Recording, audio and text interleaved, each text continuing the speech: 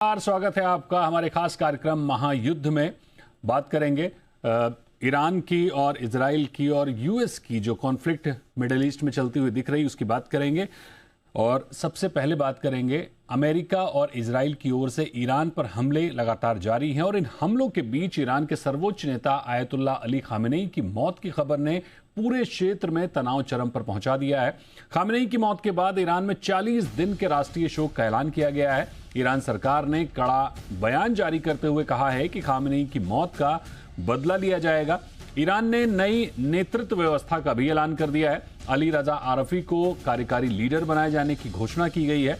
ईरानी नेतृत्व ने चेतावनी दी है कि जवाबी कार्रवाई जल्द हो सकती है। इस बीच अमेरिका के राष्ट्रपति डोनाल्ड ट्रंप का बड़ा बयान सामने आया है। ट्रंप ने कहा कि खामेनेई क्रूर था, हमने उसे मार दिया। साथ ही उन्होंने कहा कि ईरान को अब एक बेहतर नेता मिलेगा। अमेरिका की ओर से कथित हमले का वीडियो भी जारी किए जाने की खबर है। उधर क्षेत्रीय तनाव और बढ़ने की आशंका जताई जा रही है। रिपोर्ट्स के मुताबिक अब इजराइल और तुर्की के बीच तनाव बढ़ सकता है। तुर्की के राष्ट्रपति रेसेप तैयप एर्दोगन को अगला संभावित टारगेट बताए जाने की चर्चाएं तेज हो गई हैं। और इस खबर पर हमारे सहयोगी अन्वेश रथ हमारे साथ जुड़ गए हैं। अन्वेश, जैसा कि हम देख रहे हैं कि मिडिल ईस्ट में लगातार हालात बदलते जा रहे हैं, युद्ध और भीषण होता चला जा रहा है, और क्या कुछ अपडेट है आपके पास मिडिल ईस्ट से? जी देखिए दीपक, इस वक्त मैं बताऊं तो पूरा मिडल ईस्ट लगभग एक तरीके से हाहाकार में इस वक्त है। ओमान एक राज्य को छोड़ दिया जाए तो बाकी पूरा मिडल ईस्ट, चाहे आप दुबई की बात करें, चाहे आप यूएई की बात करें, चाहे आप सऊदी अरब की बात करें, जॉर्डन की बात करें, पूरा मिडल ईस्ट अगर इस वक्त आप देखें ओमान को छोड़ के, तो वहां पे ब्लास्ट हो रहे हैं, बॉम्बिंग हो रहे हैं, अलग अलग तरीके के वहां पे ड्रोन्स अटैक हो रहे हैं, मिसाइल अटैक हो रहे हैं। और ये स्पेसिफिकली उन जगहों पे हो रहे हैं या उन लोकेशंस के आसपास हो रहे हैं जहां पे यूएस का एयर बेस या मिलिट्री स्टेशन है। इस वक्त अगर मैं बता दूं लगभग 24 घंटे से अधिक समय हो चुका है जब जब खामेनी को एलिमिनेट कर दिया गया था यूएस और इसराइल के काउंटर स्ट्राइक और प्रिवेंटिव स्ट्राइक्स के द्वारा। और इस वक्त की अगर सबसे बड़ी खबर बता दें तो अली राजा को ऑलरेडी कार्यकारी सुप्रीम लीडर वहां पे बनाया गया है। इस वक्त का सुबह आज खबर आ रही थी कि खामेनी के बेटे को जो है वो सुप्रीम लीडर घोषित किया जा सकता है। हालांकि ये घोषणा नहीं हुई है, लेकिन आप अगर समझे, पूरी क्रोनोलॉजी को समझे, जिस तरीके से कल की जो पहली प्रिएम्प्टिव स्ट्राइक इजराइल और यूएस की तरफ से हुई थी, लगभग ये आशंका लगाई जा रही है कि उसी स्ट्राइक में खामेनी और खामेनी के साथ उनके जो 7 बड़े मिलिट्री लीडरशिप थी उसको पूरे को वाइप आउट कर दिया गया था, एलिमिनेट कर दिया गया था।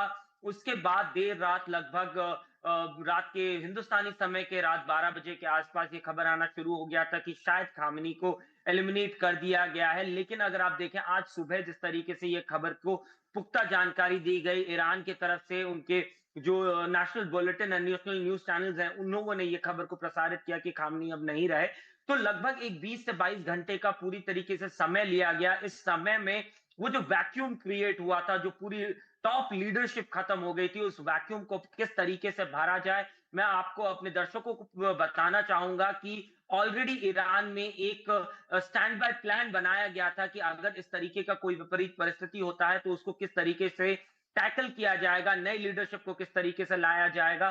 तो जिस तरीके से एक बार खबर वहां पे अपन ईरान के लोगों को पता चली होगी या ईरान के टॉप जी लीडरशिप को पता चली होगी कि ठीक। खामेनी नहीं रहे, तो जो क्लेरिक्स हैं वो लोगों ने साथ बैठा होगा, उन्होंने नया जो सुप्रीम लीडर है उसका चयन किया है और उसी के बाद ये जो इंफॉर्मेशन है कि बिल्कुल।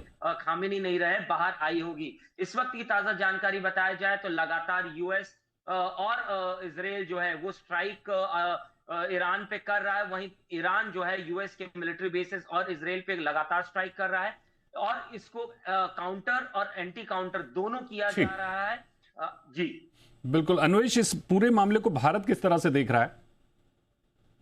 जी देखिए, कल जिस तरीके से जब से ये हमले की बात शुरू हुई थी या प्रिवेंटिव स्ट्राइक्स इसराइल की तरफ से शुरू हुआ था, भारत के लगभग मिडिल ईस्ट में 8 से 9 एम्बेसीज हैं। सभी एम्बेसीज ने अपना अपना एडवाइजरी जो है वो जारी कर दिया, जिसका मुख्यतः अगर जिस्ट मैं बताऊं तो उसका ये है कि आपको अपने घर से नहीं निकलना है। जो भी भारतीय नागरिक इस वक्त मिडिल ईस्ट में हैं, मिडिल ईस्ट के अलग अलग जगह हैं, इवन इंक्लूडिंग इजराइल में हैं, तो उनको अपने घर से निकलने के लिए मना किया गया है, या फिर जिस जगह पे वो हैं वहां पे रहने के लिए कहा गया है, शेल्टर होम्स में जाने के लिए कहा गया है, बिना मतलब के या बिना किसी असली विशिष्ट कारण के अपने घरों से नहीं निकलने के लिए कहा गया है। ये भी कहा गया है जो टेम्पररी वीजा पे वहां पे हैं या फिर जो लोग शॉर्ट टर्म बिजनेस वीजाज पे वहां पे हैं, तो वो एम्बेसी से कांटेक्ट कर सकते हैं, चाहे आप तेल अवीव में जो हमारी भारतीय एम्बेसी है, या फिर बगदाद में हो, चाहे ईरान में हो, चाहे दूसरी जगहों पे हो, सभी एम्बेसीज को एक्टिवेट किया गया है, हेल्पलाइन नंबर्स को जारी किए गए हैं, और ये बताया गया है कि आप एम्बेसीज से ही सिर्फ बात करें, एम्बेसीज के सिवाय किसी और सोर्सेज पे भरोसा ना करें, फेक न्यूज पे, फेक नरेटिव पे कोई भरोसा ना करें।